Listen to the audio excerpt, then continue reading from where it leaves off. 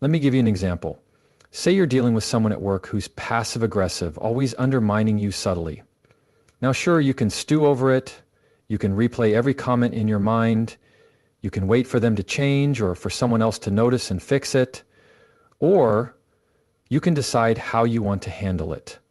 You can document, address it directly, adjust your boundaries, protect your peace. That's what focusing on what you can control looks like in real time. It's active, it's deliberate, it's grounded in your power, not theirs.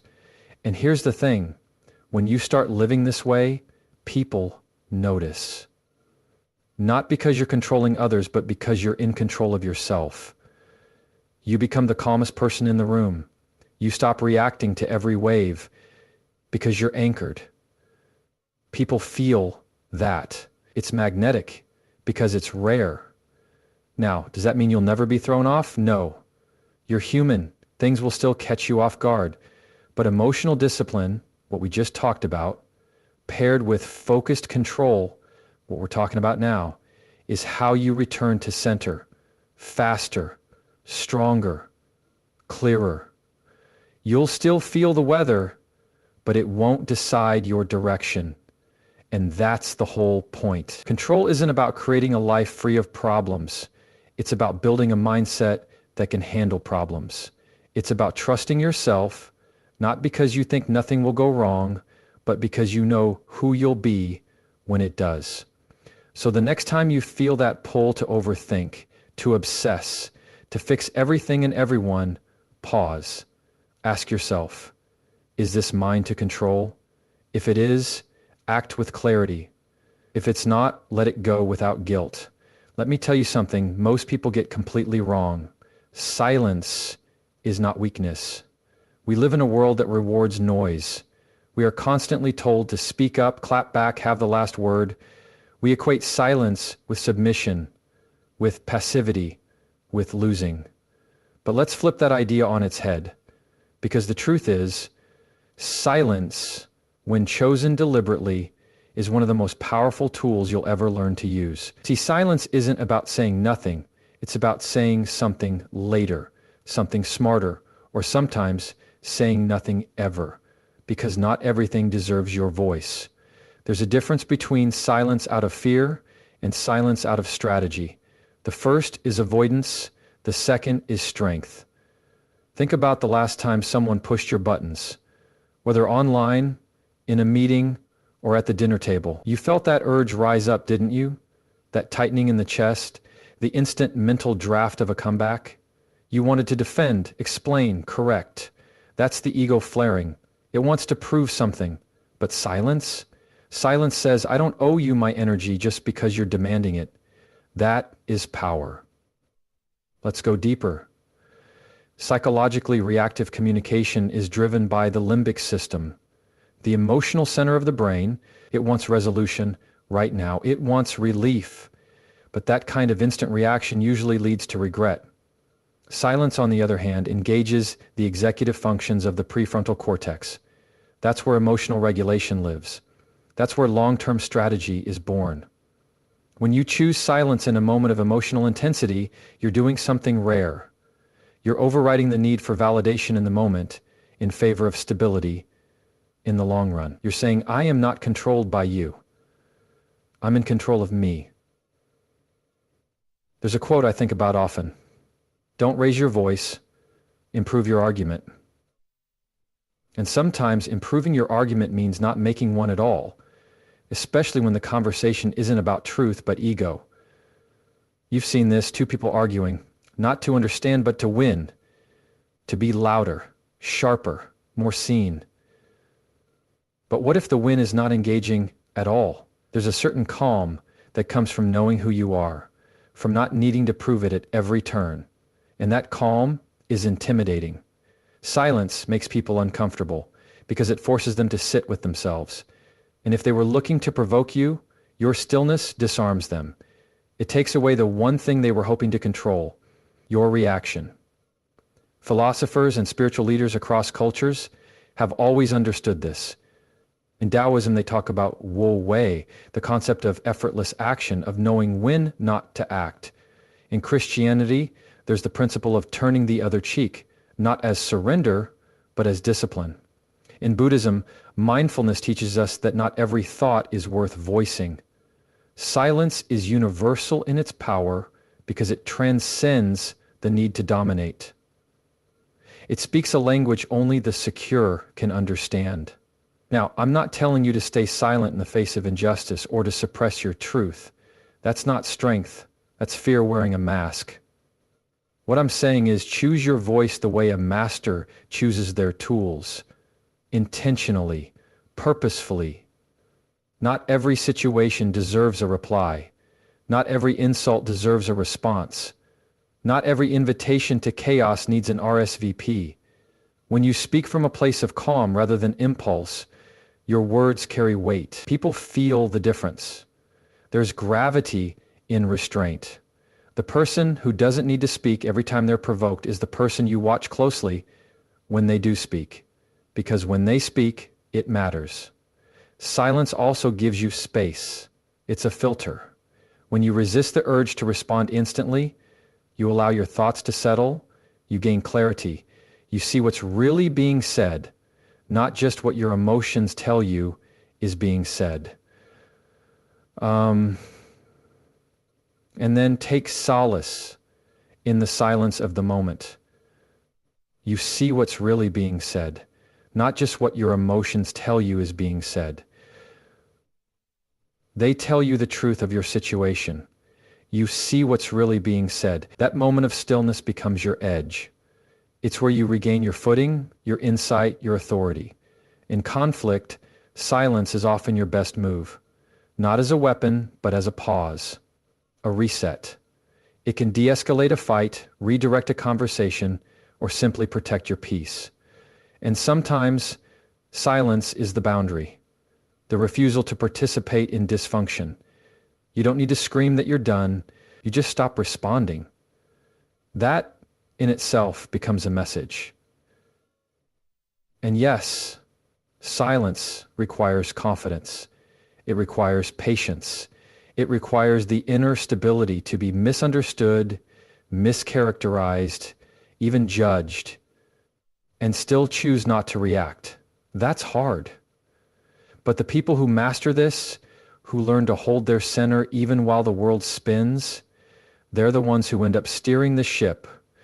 You don't have to show up to every argument you're invited to. You don't have to correct every false narrative. You don't have to react just because someone else wants a show. Your peace is not public property.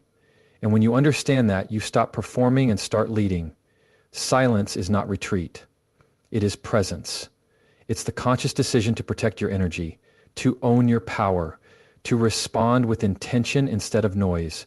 So the next time someone comes at you sideways or life throws chaos your way, try this. Say nothing just for a moment. Sit with the discomfort. Breathe. Observe. Let the need to prove something pass. Then, if you choose to speak, let it come from a place that's calm, clear, and rooted. And if you choose not to speak at all, that's a choice too. A powerful one. That's a hard-earned discipline. Because our instincts often scream for defense, for justification, but silence teaches you to sit with that discomfort, to let your actions do the talking over time. To trust that truth doesn't need constant PR. It just needs consistency. In many ways, silence is the language of those who have outgrown the need for performance.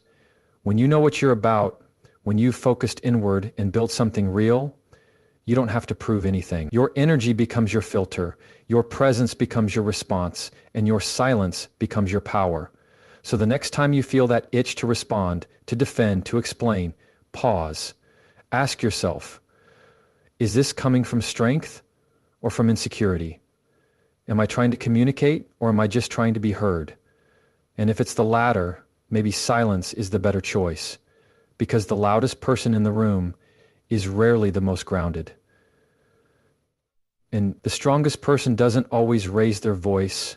Sometimes they just raise their standards and let their silence fill the rest. We live in a culture obsessed with the announcement. Everyone's broadcasting what they're about to do, what they're working on, what they're thinking about working on. There's this impulse to make sure everyone knows you're growing, planning, improving. But here's the thing, when your energy shifts from actually doing the work to constantly declaring it, you're already off course. True progress doesn't need a spotlight, it creates its own. And when you're truly focused, when you're quiet, intentional, grounded, the results become impossible to ignore. You don't have to convince anyone, you just have to continue. That's the difference between movement and momentum. There's a subtle trap in this need to narrate every step. Psychologically, it gives us a premature sense of accomplishment. You talk about what you plan to do, and your brain gets a small dopamine hit, as if you've already done it. And so, ironically, the more you speak about your goals, the less urgency you may feel to actually reach them. Silence, in contrast, keeps you close to the work. It removes the illusion and leaves you with the reality. Let your progress speak. That phrase isn't just about optics, it's about integrity. It means aligning your actions with your values so consistently that you don't have to explain who you are. People can feel it. They may not know what you're doing, but they'll notice you've changed. Your energy sharpens, your discipline tightens, your presence quiets but deepens. That's not coincidence, that's evolution. And evolution doesn't announce itself. It happens in the background, slowly, deliberately, almost imperceptibly, until one day the results are undeniable. The same way you don't hear a tree grow, you don't need to hear a person evolve, but you will see it. The habits shift, the choices change, the boundaries strengthen. You can't fake that, and you don't need to talk about it for it to be real. That's where real respect is built, not in the promises, but in the patterns. People eventually stop listening to what you say and start watching how you move. That's human nature. You can say all the right things, read all the right books, quote all the right philosophies, but if your actions don't reflect it, none of it sticks. But when your behavior is aligned, when your energy is consistent, you don't need a script, you just live it. Now, this doesn't mean you can't ever share your progress or celebrate wins. That's human. That's healthy. But the motive matters. If you're sharing from a place of fulfillment, it feels different than if you're sharing from a place of needing validation. One is rooted, the other is restless. And the people who get it, the ones who are doing the deep internal work, they can tell the difference. Because they're doing it too. They're not distracted by noise. They're not looking for the loudest person in the room. They're tuned into energy, consistency, presence. That's what speaks to them. That's what speaks to you when you're focused. Progress, real progress, is often unglamorous. It's early mornings, quiet evenings, saying no when it would be easier to say yes. It's doing the small things over and over again when no one's watching. And that's the piece most people skip. They want the applause before the process. But the ones who stay committed when it's inconvenient, those are the ones who rise. And the beauty of letting your progress speak is that it builds a confidence you don't have to perform. You're not faking it till you make it, you're becoming it, day by day. And that kind of growth doesn't just change how others see you, it changes how you see yourself. It rewires your identity. You go from "I hope I can" to "I know I will."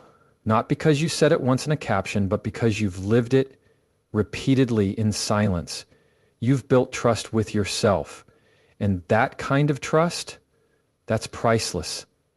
That's rare. That's why the most powerful people you'll meet are often the least performative. They don't need to declare they're powerful. You feel it. It's in how they carry themselves.